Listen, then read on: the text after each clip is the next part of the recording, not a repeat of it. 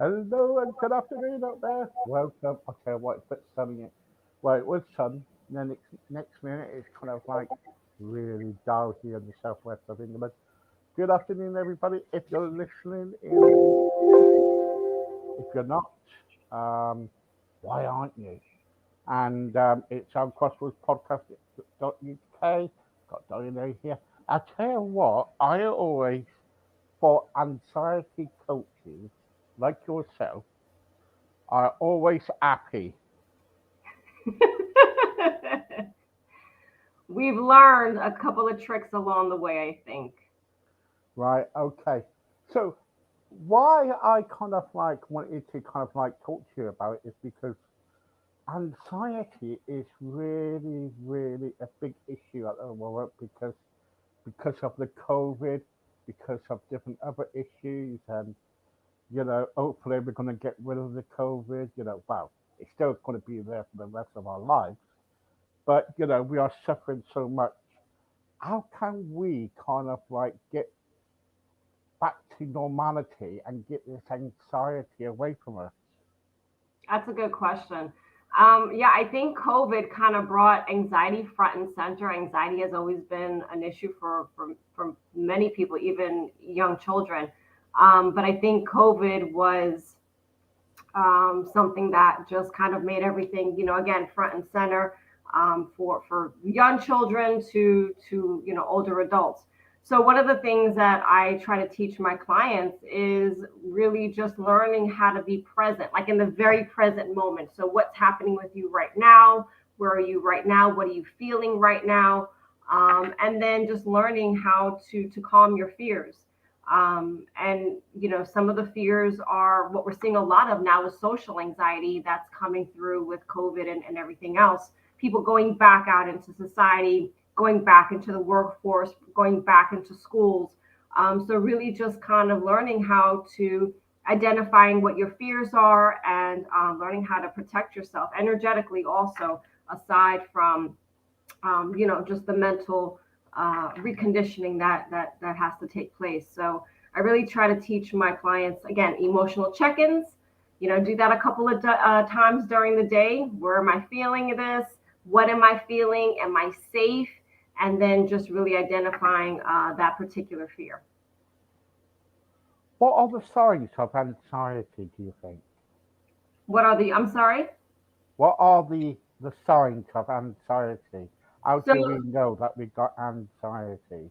that's a good question. So one of the signs that well, first, there's different types of anxiety. There's social anxiety, there's general anxiety disorder, OCD, PTSD. And those are just like the most common ones, panic attacks. Those are the most common ones. Some of the things that you feel are in your body are racing heartbeats. Sometimes they will have tension that's built up in their bodies and their shoulders. You feel tightness in your chest. It can actually almost mimic a heart attack. Like some people literally will go to the emergency room, and that's actually happened to me years ago. Before I knew how to control my anxiety, I thought I was having a heart attack, but when I went to the emergency room, it was a panic attack. Your chest feels very, very tight. It's hard to breathe. You feel like you have an elephant sitting on your chest. Your stomach is in knots. You have a lot of gastric issues. Migraines are another common symptom. Jaw pain, because a lot of times when we are having anxiety, we tend to clench or grind our teeth. So, jaw facial pain. So those are some pretty just common ones that I see very often. Gosh. And what it is, my wife would tell you, I used to get a lot of panic attacks. I could be sitting here, and I could kind of like sit here just normal, and all of a sudden I'm saying to my wife, "Do I look alright? Do I look alright?" And she said, "Well, you do. You didn't. If you haven't changed or nothing like that." I said, "No, jokingly. You know, and sometimes I will have problems of breathing. Hmm. It's like a kind of like, it's like a sense of lost control. Right. You know what I Right. mean?" Yeah, and so that loss of control is really something that triggers the physical symptoms. So by the time your body starts feeling the physical symptoms, your mind has already processed the fear or the phobia, 100 times over already. And I think that the most important thing that I would like for everybody to take away today is that the anxiety actually starts in your brain.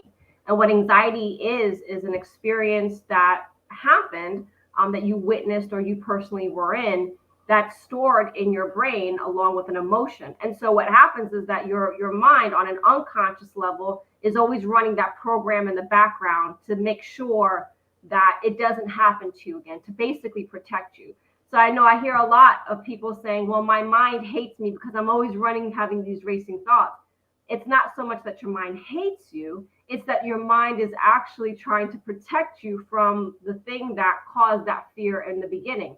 That loss of control, like you were explaining, is really what it wants to try to avoid. And so it puts you on high alert, like, hey, Steve, we got something going on now. You need to pay attention now.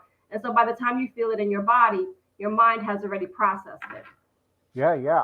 I used to say to my wife, I used to say, "Get me the ambulance, get me ambulance. I'm having a heart attack." Yeah. You know? Yep. Yeah. Like I said, I've been into the ER. I can count at least 2 times that I remember that I've gone in, really early in my life. And when I got there, they were like, they asked me all the symptoms. And like I said, I thought I was having a heart attack. And, they hook you up to the EKG. They do all these tests. And then they say, okay, well, you have this condition. And then they tell you that you have this condition. And then they tell you Yeah. that you have this condition. And then they tell you that you Hello? have this condition. And then they tell you that you have this condition. And then all of a sudden it'll hit and there's no warning. It's bad, isn't it? I the trouble is, how can we, because you're an anxiety coach, so how can we deal with anxiety? Like I said, I think one of the best practices is, well, a couple of things. One of the first things I teach my clients is breathing, right? So as long as you can get control of your breathing and learn how to breathe, even in those moments of anxiety, you're able to get yourself through it.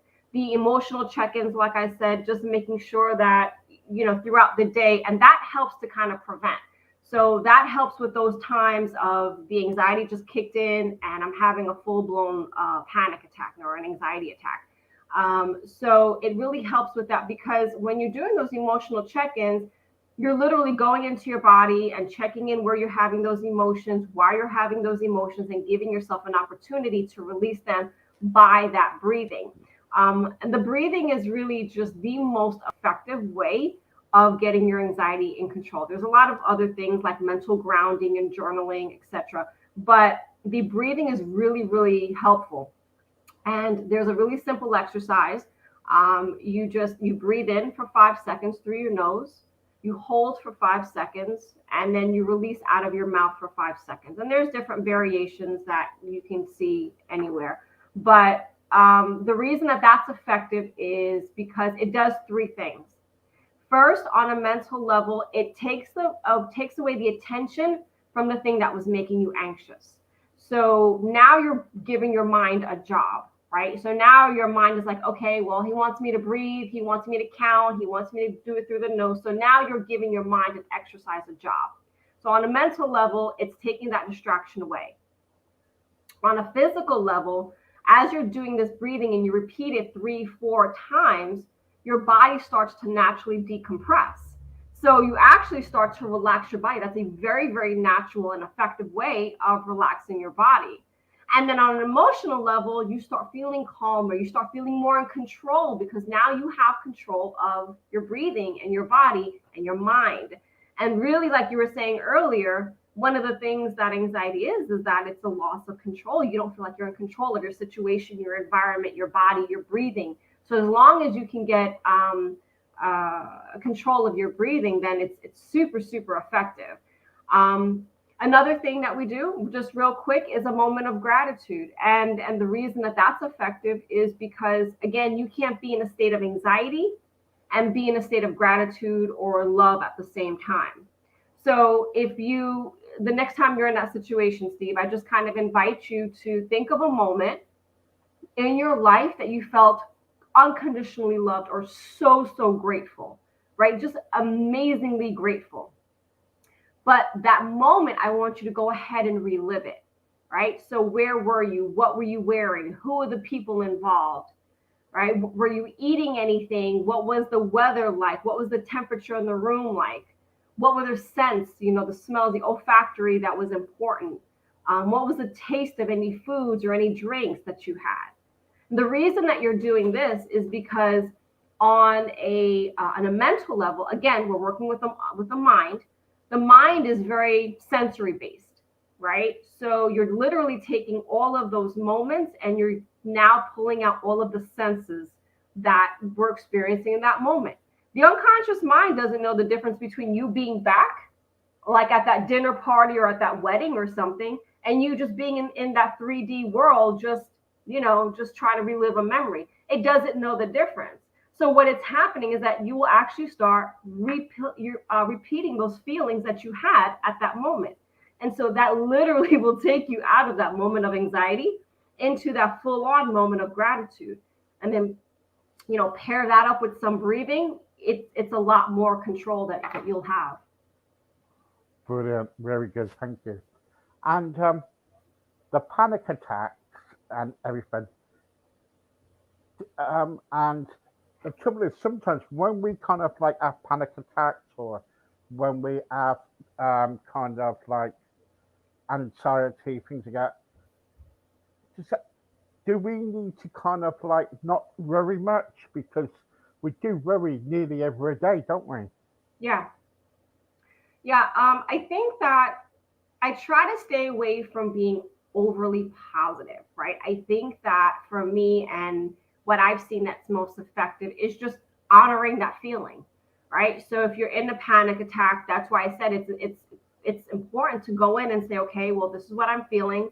Why am I feeling this? Is there anything around me that's causing this? And then just say, no, it's okay, I'm safe. And just, doing that breathing and coupling in, and talking yourself through it, because that overly positive feeling, like not allowing yourself to feel this thing, or, basically taking yourself out of that, can actually be a little bit, it's not convincing to the unconscious mind. And again, that's where the anxiety is. So it's not buying that story. It knows that there's something else there. So all you have to do is just really, and I say all you have to do, it's challenging the first couple times, but as you keep practicing, it does get easier. But one of the things that's really important is just to keep honoring that feeling. Yes, I'm feeling anxious right now. Here I'm feeling it. Tapping, if you're familiar with tapping, EFT is really effective because it allows you to honor that feeling, that emotion, and then just say it's okay. I'm going to go ahead and release it now, to just wherever, to the universe, to Mother Earth, and just I'm letting this go. So yeah, I think for me, what I've seen that's most effective is just honoring those moments and just allowing yourself to release it. And also, it's kind of like being in the moment, in it, really. Yes, yes. Yeah. Because the anxiety is again where you're losing the control. What's going to happen the next moment? I don't know what the next moment is going to bring. But as you're thinking about it and you're talking yourself through it, you're already experiencing those next moments. And then that is the proof that the unconscious mind needs that no, it's okay, I'm safe. I'm safe. Because I've already, as I'm thinking about the next moment, it's already happening. So as you said, that being present is really effective. Yeah. So, if you got some advice out there for people, what advice would you suggest to give to them? First, I would definitely try to identify the type of anxiety that you're facing and you're challenged with. I would also, do a couple of things like, checking your diet, um, doing incorporating some good practices like meditation and journaling, and obviously the breathing. Definitely recommend that. And then just again, allow yourself to be very present in the days, and giving yourself just permission to have these feelings, have these emotions, and allowing yourself to release them. And then obviously, if you need to seek therapy or coaching, then please use that as an additional resource. And if people want to get help from you or want to contact you, how do they do that? So my website is www.snhcoaching.com. That's S as in sage, the letter N, H as in harmony, coaching.com. I'm on Facebook also. My name is there, so you can find me there. And my email is my first name at snhcoaching.com. I'm happy to help.